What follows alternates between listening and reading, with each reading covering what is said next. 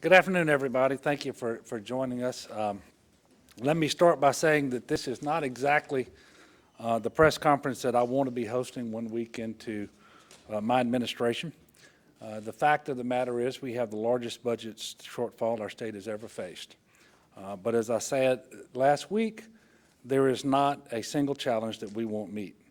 To give you some idea of the scope of the problem, currently, in the mid-year, we have a $750 million shortfall that we have to overcome.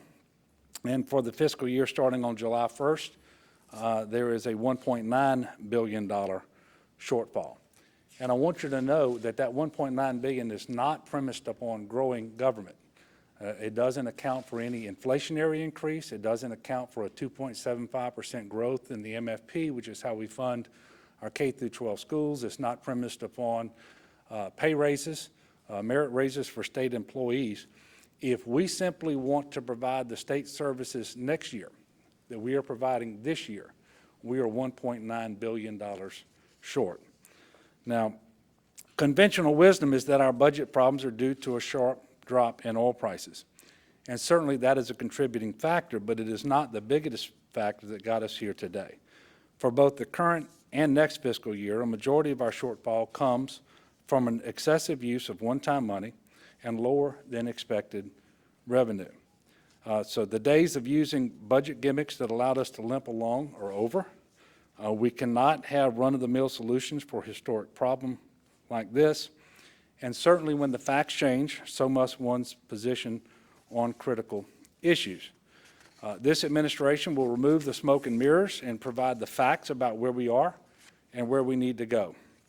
And while we wish the circumstances were different, we have to accept the current state of our budget.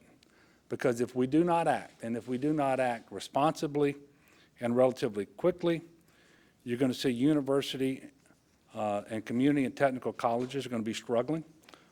Many will be forced into exigency, which is the equivalency of bankruptcy. You're going to see hospital closures. You're going to see TOPS scholarship money that will not be available. You're going to see the most severe cuts to public K through 12 education that we have ever seen, and that is true notwithstanding constitutional protections of the MFP. You will see other constitutionally protected items that would be subject to reductions, such as supplemental pay for law enforcement officials and even the Transportation Trust Fund. We've reached the end of the road, and while these threats are not new, because we do seem to hear them year after year, certainly the severity of the problems that we will have if we don't act are very real and much more pronounced than in the past. And in fact, as I mentioned earlier, they are of historical proportions. So over the last few days, I've met with leaders from the House and the Senate, including Speaker Barras and President Hilario, state legislators, and the statewide elected officials in my cabinet to go over these options. We recognize that there might well be other options out there to make the budget fix that we have to make, and we certainly welcome those conversations. And we will reach out not only to those individuals throughout the process, but to other individuals across the state and to different stakeholders and interest groups. But we're not going to stand for another round of political theater to block us from making the changes we need. And one of the changes that we're going to have is an honest, straightforward budgeting approach, where I've instructed Jay Darden, my Commissioner of Administration, that when he releases the executive budget on February the 13th, it will be based upon the revenue that we know to be available based upon the February 10th Revenue Estimating Conference report. And we are not going to have above the lines and below the line items. We're not going to have contingent spending. We're going to have a budget that reflects the amount of revenue that we have. Anything that's not in the budget would obviously be a cut if that budget were actually adopted. It won't be the budget that I want to adopt, but it's the budget I believe the law compels me and best practices compel me to produce.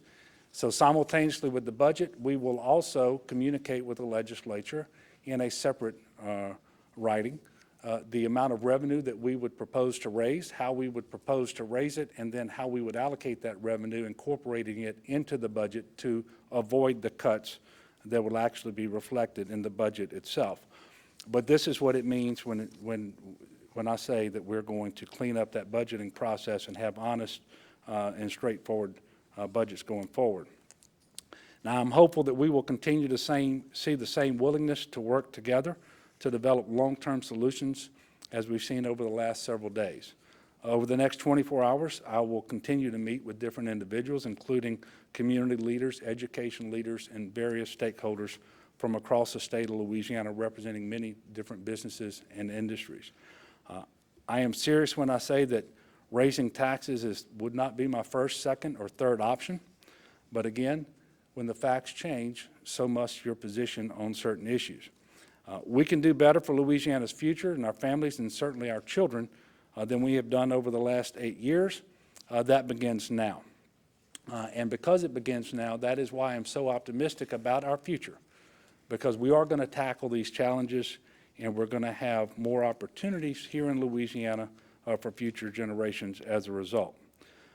So at this point in time, I want to, before I introduce Jay and Kimberly and ask them to come forward and answer any questions that you may have, I want you to know that we are approaching this process as a way to deal with the current mid-year problem, provide a bridge to the future to a new revenue structure so that we can achieve a structure that is more consistent with best practices as outlined by the Tax Foundation, by Jim Richardson and other studies, so that we have a better platform for revenue going forward. But in the meantime, there does have to be a bridge in place because the need for additional revenue is now and it's acute.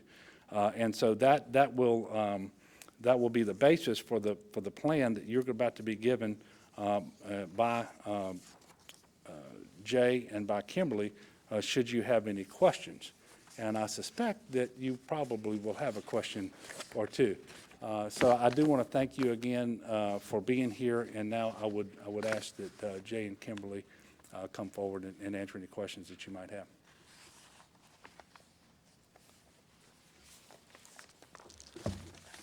I guess let me say at the outset, and I'm sure you may have some questions, that in looking at the short-term problem, the $750 million problem that we face, keep in mind that we're basically going to have March, April, May, June to deal with this. And by the time changes get put in place, we may only have 3 of those 4 months to deal with this. So short-term fixes are going to require some drastic moves, both on the revenue side and on the spending side. We will tap the rainy day fund to the tune of about $128 million, which can be done legally, will prevent us from using rainy day money in the future. And we'll be looking at a repositioning of the non-coastal dollars that are coming from BP. Those are 2 sources of money that we'll use to try and hit this $750 million problem head on. We'll also look to make about a 10% reduction in statutory dedications, stat deds. And we're working right now on identifying which ones those will be. We're going to protect the Medicaid vendor program, but those are some of the specifics on what we'll do in terms of the short-term fix. As the governor said, the bridge is very important, and we'll go over some of the options or answer your questions about it, but the bridge is going to be very important to deal with the short-term crisis and then to make sure we're prepared to make long-term fundamental structural changes in our budget and changes that will stabilize what we do as a government. The worst thing that we have faced over the course of the past several years is instability, and that serves nobody well. We want to stabilize this budget, and we want to restructure it in an appropriate way as we go forward. And that's the approach we will take, and that's what we'll do as we're presenting the budget. Next year's budget is going to be free of inflation. It's going to be free of merit pay. It's not going to build any new programs into it. But it's going to also take money to be able to do what we're doing right now.